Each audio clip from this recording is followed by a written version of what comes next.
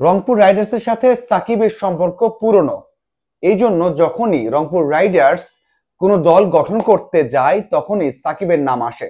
সাকিব আল হাসান সবশেষ বিপিএল খেলেছেন রংপুর রাইডার্সের হয়ে এবং শেখ জামাল ধানমন্ডি ক্লাবের হয়ে খেলেছেন ঢাকা প্রিমিয়ার ডিভিশন। ওই ম্যানেজমেন্টের যখন কোনো একটা দল গঠন করা হয় বা বিপিএল অথবা গ্লোবাল সুপার লিগের দল গঠন করা হয় তখনই সাকিবের নাম আসে। এবারও আসছে যে সাকিবকে নেবে কিনা গ্লোবাল সুপার লিগে। আমি একটা আপডেট পেয়েছি, আমি নিজে যোগাযোগ করেছি বেশ কয়েকজনের সাথে, সেখানে একটা আপডেট পাওয়া গেছে এবং ভালো একটা আপডেট পাওয়া গেছে। যদিও সাকিবকে নিয়ে দ্বিধায় আছে বা সাকিবকে নেওয়া যাবে কিনা সেই জন্য ম্যানেজমেন্ট অপেক্ষা করছে। দেখুন, সাকিব আল হাসান বোলিং অ্যাকশন পরীক্ষায় পাশ করেছেন, সেখান থেকে এসে পিএসএল খেলেছেন, 3টা ম্যাচ খেলেছেন। একটা ম্যাচে 3 ওভারে 27 রান দিয়েছেন, উইকেট পাননি। একটা ম্যাচে 2 ওভারে 18 রান দিয়েছেন, উইকেট পাননি।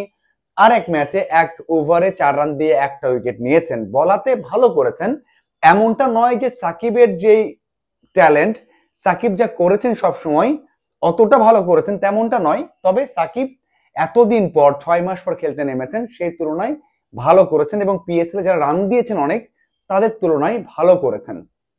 প্রশ্ন আসে যে ব্যাটার সাকিবকে নিয়ে। ব্যাটার সাকিব কিন্তু ব্যাট হাতে একেবারে ব্যর্থ। এক ম্যাচে সুযোগ পেয়েছিলেন একটু কিছু রান করার, বল পেয়েছিলেন, কিন্তু সেখানে প্রথম বলে ডাক মেরেছেন। এরপর দ্বিতীয় ম্যাচে 2 বলে 0 রানে আউট হয়েছেন, তার মানে কোনো রান করতে পারেননি, সেই কনসার্ন থেকে গেছে। কিন্তু রংপুরে তো সেই কনসার্ন নেই, কারণ যেখানে খেলা হবে, যেখানে খেলা হয় নরমালি গ্লোবাল সুপার লিগ, সেখানে বোলারদের নিয়ে চিন্তা বেশি করতে হয়। মানে বোলাররা অনেক টাইট বল করতে পারেন, মানে সাকিবকে নিতে পারলে সেখানে 4টা ওভার নিশ্চিতভাবেই ভালো পাবেন, ভালো সার্ভিস পাবেন কর্মকর্তারা বা ম্যানেজমেন্ট। সেই দিক থেকে আমি জিজ্ঞাসা করেছিলাম যে সাকিবকে নেওয়া হচ্ছে কিনা, কারণ সবার জিজ্ঞাসা এটা। সেখানে বলেছেন যে হ্যাঁ, চেষ্টা করা হচ্ছে এবং সব ফ্র্যাঞ্চাইজি, বাংলাদেশের সব দল সাকিবকে চাইবেন এমন একটা বার্তা দিয়েছেন। বলেছেন যে এখনো সাকিব আল হাসানকে নেওয়ার অপশন থাকলে বাংলাদেশের যে কোনো দল সাকিবকে নেবে, যে কোনো ফ্র্যাঞ্চাইজি লিগ অথবা যে কোনো টুর্নামেন্টে। এভাবে একটা বার্তা দিয়েছেন যে আমরা নিতে চাই সাকিবকে, কারণ সাকিব ওয়ার্ল্ডের বেস্ট ছিলেন এবং এখন পর্যন্ত বাংলাদেশের প্রেক্ষাপটে সাকিব বড় তারকা এবং বাংলাদেশের যে কোনো দলের হয়ে ভালো অ্যাডজাস্ট করতে পারবেন, এভাবেই বলেছেন। এবং তারা নিতে চায়, চেষ্টা করছেন, কথা বলছেন, কিন্তু একটা বড় কিন্তু রয়ে গেছে। সেটা হচ্ছে সিচুয়েশন, পরিস্থিতি অথবা সাম্প্রতিক সময়। সাকিবকে দেশে আনার কথা ছিল বা দেশে আসার কথা ছিল, আসতে পারেননি। সাম্প্রতিক সময়ে চেষ্টা হয়েছে সাকিব আল হাসান আবারও দেশে আসতে পারবেন কিনা, বা সাকিব নিজেও চেষ্টা করেছেন, আসতে পারেননি। এখন যে অবস্থা তৈরি হয়েছে সেটা, সাকিবকে যদি দলে নেওয়া হয় তাহলে সেই দলের ভাবমূর্তি নষ্ট হবে কিনা, সেই দল বড় একটা সংকটে পড়বে কিনা, সেই দল মানে অন্যভাবে, মানে তাদেরকে অন্য কোনো ট্যাগ দেয়া হবে কিনা, সেই সব নিয়ে একটা বিচার বিশ্লেষণ আছে। যদি দেয়া হয়, যদি সেই রিস্ক থাকে, তাহলে সাকিবকে তারা নিতে পারবেন না। আমি বললাম ইচ্ছার দিক থেকে 100% ইচ্ছা আছে সাকিবকে নেয়ার।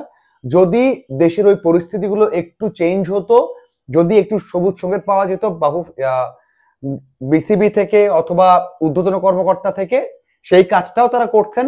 তারা চেষ্টা করছেন যোগাযোগ করতে, কথা বলতে। যদি সেই নিশ্চয়তা পাওয়া যায় যে সাকিব আল হাসানকে নিলে এরকম কোনো সিচুয়েশন তৈরি হবে না, এরকম কোনো পরিস্থিতি, ইমেজ সংকটে পড়বে না, বা কোনোভাবে বড় সমস্যায় তারা পড়বে না রংপুর রাইডার্স অথবা ম্যানেজমেন্ট, তাহলে সাকিব 100% রংপুর রাইডার্স হয়ে খেলবেন, যদি সেই অ্যাসিউরিটি, সেই নিশ্চয়তা তারা পান।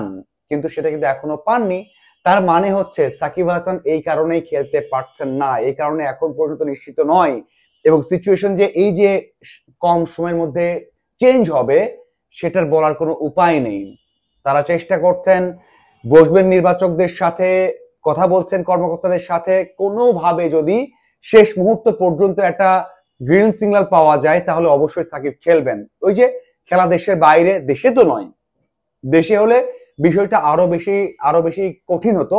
ওই জায়গাতে একটু আশা আছে যে দেশের বাইরে সাকিব আল হাসান দেশের বাইরে খেলবেন, ক্যারিবিয়ান দ্বীপপুঞ্জে খেলবেন, সেখান থেকে আবারও চলে যাবেন তার মানে ইউএসএ তে চলে যাবেন। সেই দিক থেকে বড় একটা আশা কিন্তু এখনো আছে। তারপরেও কঠিন এই কাজটা, ম্যানেজমেন্টের দিক থেকে যে আশ্বস্ত করেছে যে ম্যানেজমেন্ট অবশ্যই এখন পর্যন্ত সাকিবকে চাইছে, চেষ্টা করছে।